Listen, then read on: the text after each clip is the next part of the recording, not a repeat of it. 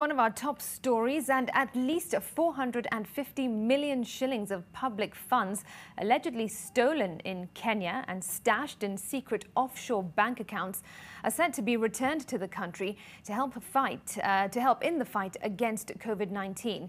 This follows a landmark asset recovery agreement signed in London between the governments of Jersey and Kenya.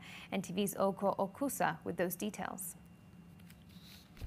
The deal with Jersey, a self-governing island in the English Channel, has been hailed as a victory for the people of Kenya by Kenya's High Commissioner in the UK, Manoa Esipisu. Today's signing of the asset sharing agreement between Kenya and Jersey is for the repatriation of £3 million to Kenya, and it marks the end of a long and tedious process which began in 2017 when the preliminary asset sharing agreement was signed in Nairobi. It was on the 3rd of March 2017. According to Manoa, the funds were confiscated by Jersey authorities in 2011 following the successful conviction of Windward Trading Limited for money laundering offences. Back in 2006, Samuel Gichuru, who was the managing director of Kenya Power, and his wife Salome Njeri were involved in a stormy divorce process which saw Njeri claim that some of her husband's assets were being hidden from the proceedings and, in court, listed details of accounts she said belonged to Gichuru in Jersey. The allegations triggered a 9-year investigation by the Jersey authorities, which revealed that Gichuru and former Finance Minister Chris Okemo had reportedly benefited from kickbacks from multinationals and sent the monies to a Jersey-registered company.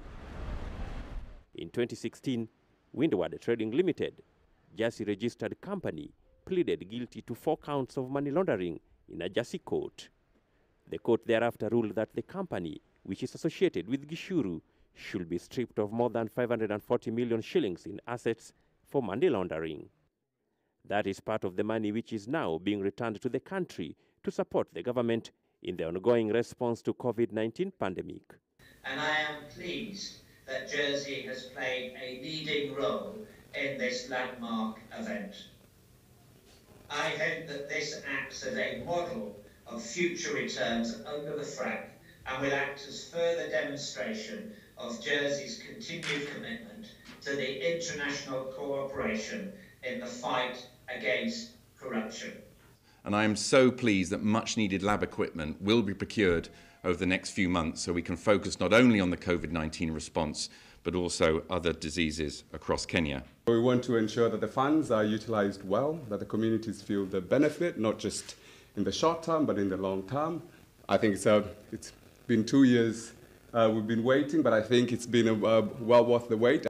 With the funds set to be sent back to Kenya from Jersey, the focus now turns to the possible extradition from Kenya to Jersey of the 2 accused men. Not lost to many is the fact that the Jersey authorities had issued arrest warrants for Gichuru and Okemo, but that is yet to happen. Oko Okusa, NTV.